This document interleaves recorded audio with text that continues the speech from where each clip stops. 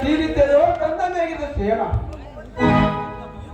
ಇದ್ದ ಮಗವನ್ನು ಕಸಿದುಕೊಂಡು ಹೋಗಿ ಕೊಟ್ಟ ವರವನ್ನು ಮತ್ತೆ ಕಸಿದುಕೊಂಡು ಹೋಗಿಲ್ಲ. ಇದು ನ್ಯಾಯ.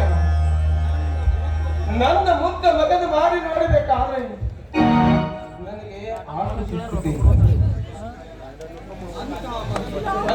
ಮಗ ಭತ್ತ ಪಡಿಬೇಕಾದ್ರೆ 10 ಜನ ಮಾತ್ರ ಆಳಿ ಬರಬೇಕು.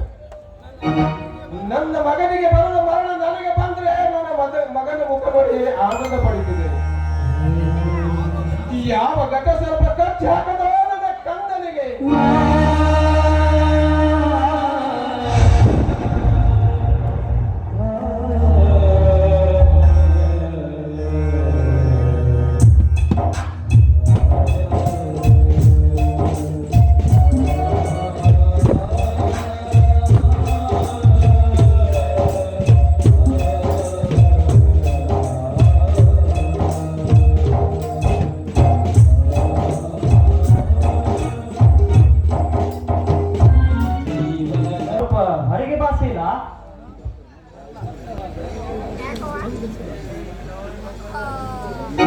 ಶೀಲಾ ಶೀಲಾ ಸ್ವಲ್ಪ ಹೊರಗೆ ಬಾ ಶೀಲಾ.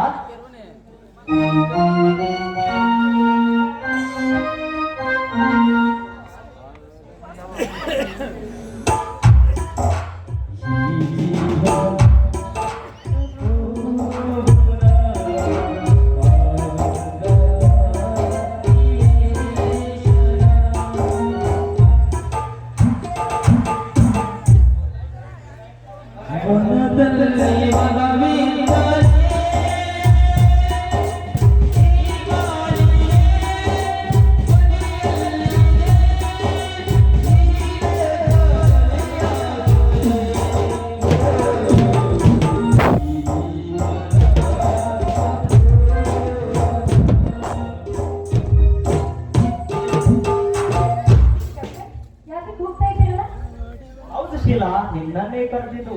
ನೀನು ಮನೆ ಕೆಲಸದಲ್ಲಿ ತೊಡಗಿ ಹೋಗದಂದ್ರೆ ಎಲ್ಲ ಮತ್ತೆ ಬಿಡಲು ನೀನು. ಇವತ್ತ ಏನಿದೆ ಅಂತ ಗೊತ್ತೇ ನಿನಗೆ? ಗೊತ್ತು ಮತ್ತೆ ಇವತ್ತು ಗೌರಿ ಹುಣ್ಣಿಮೆ ಅಲ್ಲವೇ? Very good. ಅಷ್ಟಾದ್ರೂ ನೆನಪಿದೆಯಲ್ಲ, ಅಷ್ಟೇ ಸಾಕು. ಶೀಲಾ, ಹುಣ್ಣಿಮೆ ಇವತ್ತು ಅಂದಾಗ ಮನೆಯಲ್ಲಿದ್ದು ಹೆಣ್ಣು ಆನಂದದಿಂದ ಇರಬೇಕು. ಅದಕ್ಕೋಸ್ಕರವಾಗಿ ಈ ಸೀರೆ ಹೂವು ನಿನಗಾಗಿ ತಂದೆ.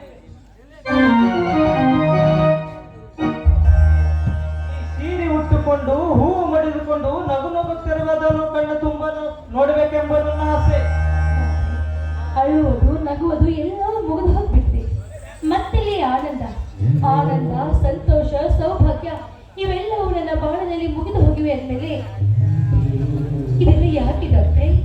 ಡಾಕ್ಟ್ರೇ, ನೌಕೆ ಮುಳುಗಿ ಹೋದ ಮೇಲೆ ನಾವೀಗ ಹೇಗಾದ್ರೂ ಮಾಡಿ ಪಾರಾಗಲೇಬೇಕಂದ್ರೆ? ತೇಲುವ ನೌಕೆ ಮುಳುಗಿಸ ಹವ್ಯಾಸ ನನಗಿಲ್ಲ ಶೀಲಾ. ಆ ನೌಕೆ ನಾವಿಕನಾಗಿ ತೀರ ಮುಟ್ಟಿಸಬೇಕೆಂಬ ನನ್ನ ಆಸೆ. ಅಂದ್ರೆ ನಿಮ್ಮ ಮಾತಿನ ಅರ್ಥ ಮುಳುಗಿ ಹೋದ ಮುತ್ತು ಮತ್ತೆ ಮರಳಿ ಸಿಗುತ್ತದೆ ಎಂಬ ನಂಬಿಕೆ ನಿಮಗೆ? ಆ ನಂಬಿಕೆ ಇಟ್ಕೊಂಡು ನೀ ಮುಂದಾದ್ರೆ ನಿಂಗ ಮುತ್ತು ಸಿಗಬಹುದು, ಆಗ ಮಾಣಿಕ್ಯ ಸಿಗಬಹುದು, ಶ್ರೀಮಂತಿಕೆ ಸಿಗುತ್ತದೆ ಅಂತ ಕಾಶಿ ಹೋಗಿ ಈಜಿ ಬಂದ ಏನು ಸಾರ್ಥಕ? ಒಂದು ಹೆಣ್ಣಿನ ಬಾಲಿನಲ್ಲಿ ಮುತ್ತು ಮಾಣಿಕ್ಯ ಸಿಗೋದು ಅದು ಒಂದೇ ಒಂದ್ಸಲ.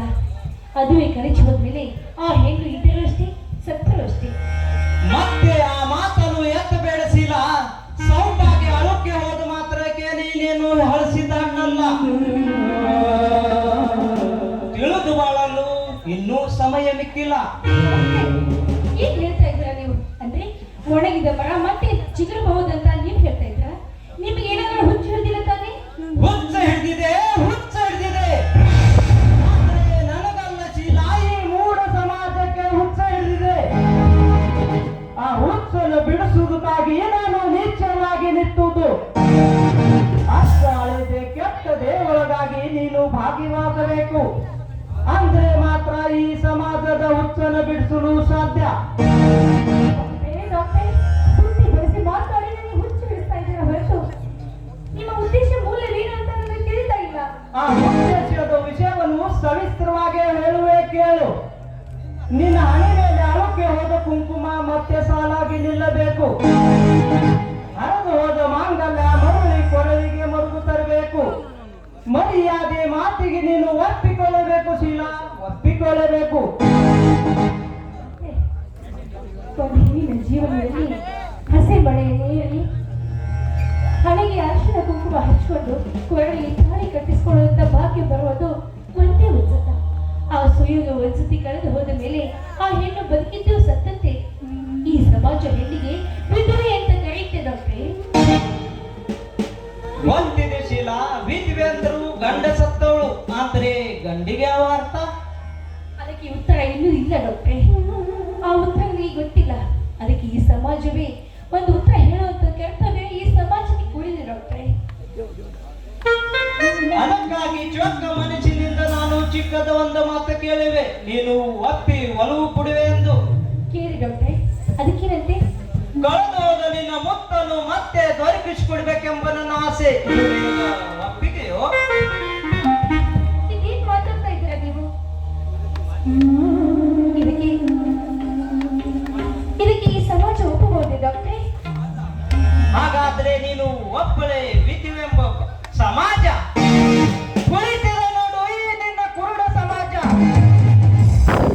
ಕುಳಿತು ನೋಡುವ ಸಮಾಜ ಸೂಚಗಣ್ಣಿನಿಂದ ಸೋಂಗನಷ್ಟೇ ನೋಡಿ ಹೋಗ್ತದೆ ವಿನಾ ಸಂಸಾರದ ತಿರುನೇತು ಅಳಿಲಾರ್ದಿಲ್ಲ. ಈ ಸಮಾಜಕ್ಕೆ ನೀತಿ ಪಾಠ ಕಲಿಸುವಂತ ಧೈರ್ಯ ನಿಮ್ಮಿಂದಲೇ ಸಾಧ್ಯ ಎನ್ನುವ ಮಾತು ನನಗೆ ಚೆನ್ನಾಗಿ ಗೊತ್ತು. ಆದರೆ ನೀನು ಒಪ್ಪಳೆ ವಿಧಿವೆಂಬ ಭಾವನೆಯೋ? ತಾವೆಲ್ಲವೂ ತಿಳಿದವರು. ಹಾಗಾದ್ರೆ ಸ್ವಲ್ಪ ತಾಳು.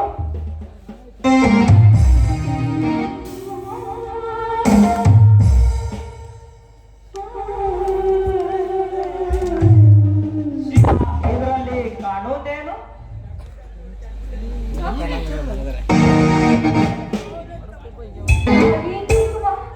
ಏನಿದಿಲ್ಲ? ಇದು ಎಲ್ಲ ನಿನ್ನ ಉಡುಗೊರೆಯೇನು? ನೀ ಪಡೆಯದಿದ್ದರೆ ನಿನಗೆ ನನ್ನ ಅಣಿವಾಗಿದೆ ಶೀಲಾ, ನನ್ನ ಅಣಿವಾಗಿದೆ. ಈ ಸಮಾಜದಲ್ಲಿ ಪ್ರತಿಯೊಂದು ಹೆಣ್ಣು ನಿನ್ನಂಗೆ ಕಣ್ಣೀರು ಇಡುವುದನ್ನು ನೋಡಿಯೋ ಅಥವಾ ಅವರ ಬಾಳಿನಲ್ಲಿ ಒಂದು ವ್ಯಸನ ತೋರಿಸಿಯೋ? ಶೀಲಾ, ನಿನಗೆ ಇಷ್ಟವಾದ ಈ ತಾಟ ಮುಟ್ಟುವ ಕಷ್ಟವಾದ ಪಾಪಿ ಮನೆಯಿಂದ ಹೊರಟು ಹೋಗ Sheila.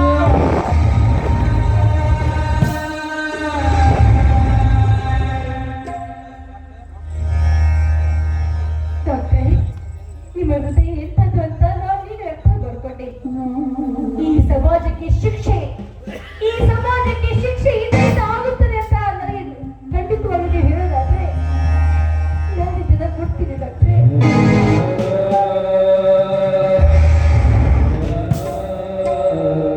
Very good Sheela, very good. ಇಂದು ಹೊಸದಾಗಲಿ ಈ ನಿನ್ನ ಜೀವನ ಶೀಲಾ. ಬಾಯ್ ಹಿಂಗೆ ಈ ಕುಂಕುಮ ನಿನ್ನ ಹಣೆಯ ಮೇಲೆ ಕಲ್ಯಾಣವಾಗಲಿ.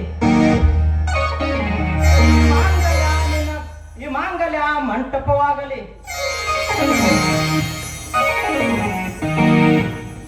ಈ ಹೂವು ನಿನ್ನ ಜಡಿಯಲ್ಲಿ ಶೋಭಿಸಲಿ.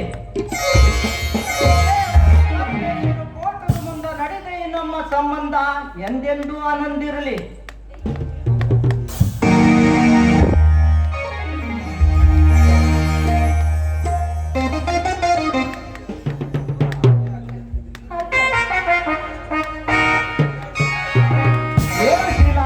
ಎತ್ತೇಳು, ಯಾಕೆ ನಿನ್ನ ಕಣ್ಣಲ್ಲಿ ನೀರು? ಇಲ್ಲ ಕಣ್ರಿ, ಪನ್ನೀರು, ಆನಂದದ ಪನ್ನೀರು. ಕಟ್ಟಿದ ಆನೆ ಕಟ್ಟನ ಒಡೆದು ಬರುವ ಪ್ರವಾಹದಂತೆ ದುಃಖ ತುಂಬಿರುವ ನಿನ್ನ ಕಣ್ಣೀರು ಗಂಗಾ ಯಮುನರ ಸಂಗಮದಂತೆ ಸಾಗುತ್ತಿದೆ ನಿನ್ನ ಪನ್ನೀರು. ಅಳಬೇಡ ಶೀಲಾ, ಅಳಬೇಡ.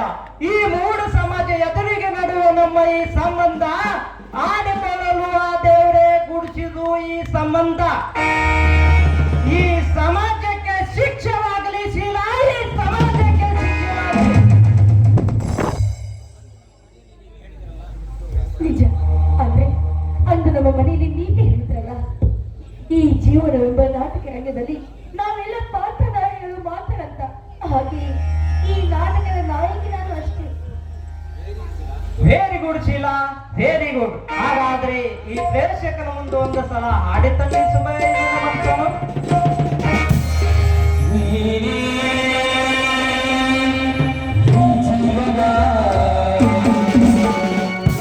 ಈ